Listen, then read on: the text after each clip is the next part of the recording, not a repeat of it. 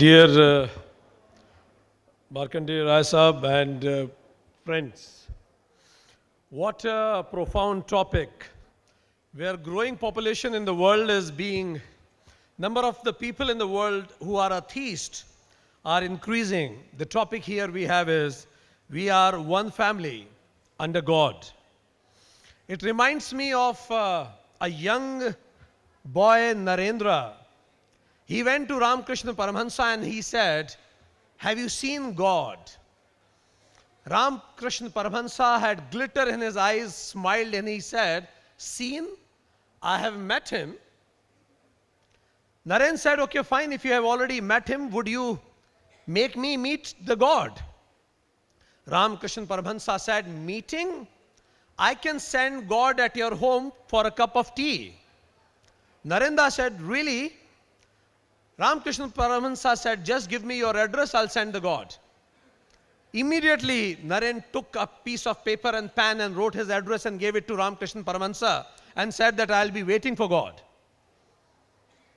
The moment Ramakrishna Paramahansa saw that piece of paper, he smiled and peeped into the eyes of Narendra, the young boy, and said, "Narendra, it is your home's address. Give me your address, I will send the God." That day, that young boy realized that there is a difference between my address and my home's address. And my address is the address of God. And everybody has that address within him. This address is commonly called as conscience.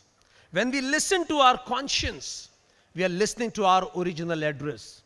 And one of the biggest problem of mankind is inability to listen this conscience. Mahabharata, world's biggest scripture, 100,000 verses, says, "Janami dharmam, nachme pravattihi, janami adharmam, nachme nivratihi." The biggest problem of human being are, I know what is right, but still I don't have ability to pursue it, and I know what is wrong, but still I don't have strength to avoid it.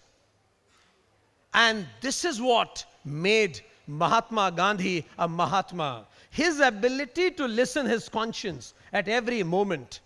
When in the village region of Champaran, Kasturba Gandhi wanted to meet two ladies of a home, and she wanted to talk to both of them at once.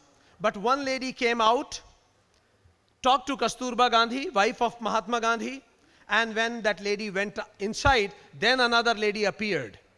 Kasturba again talked to that lady. Then Kasturba asked, "I wanted to talk to you both of you at once. Why didn't you appear together?" What that lady replied really shook the inner God, the conscience of Kasturba Gandhi. She said, "Actually, we have only one pair of sari. If I am outside, when I will go inside, then she will wear the same sari and then only she can come. And that's why we couldn't come together."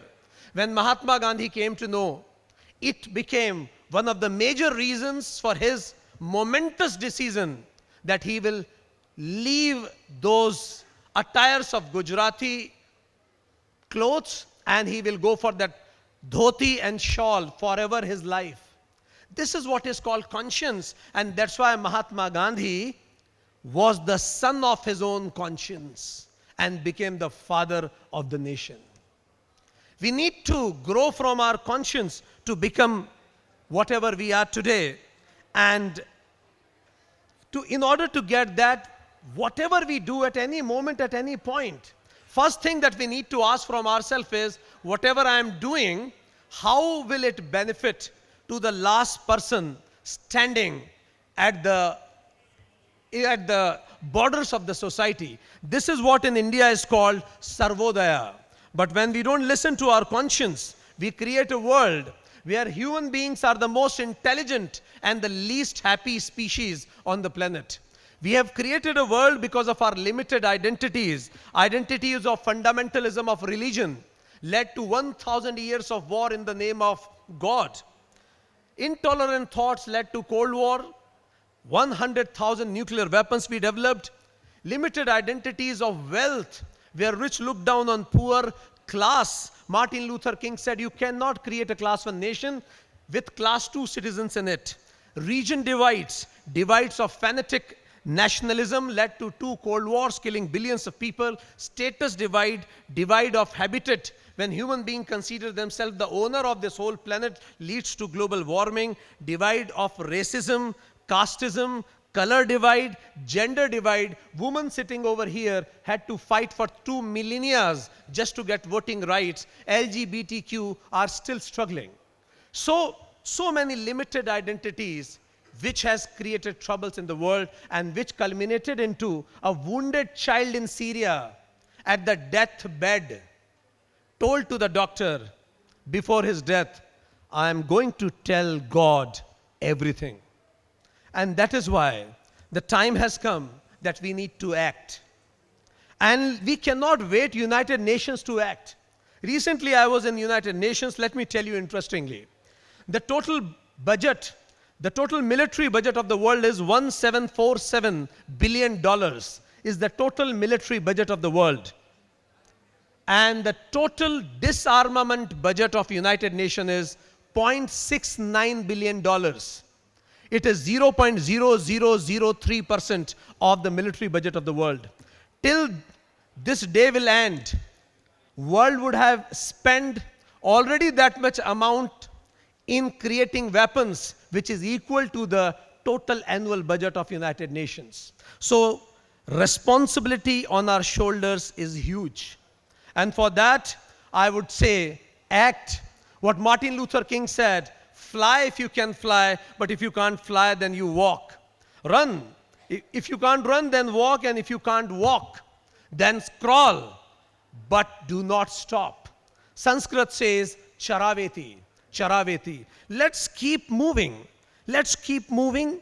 And on this August assembly, I call upon that together we should declare here, as Raisa was saying, some declaration for peace, declaration for Delhi Declaration. I also would call upon there should be, I talked at United Nations also about it, there should be a global integration commission. There should be a national integration commission in every country where together we sit and talk about what is there which is common in us. And when we think what is common in us, we come closer to each other. Dear friends, we all were born by chance one day. We all die one day by chance. Birth and death are chance, but whatever happens between birth and death is a choice. And world today does not have choice between one existence or divisive existence. The world today has choice between one existence or non-existence. So let's together make this Delhi dialogue, this conference in Delhi, a monumental conference, so that next time whenever you see any child at the airport, at the railway station, you can look into the eyes of that child and say, I am working for you. Thank you very much.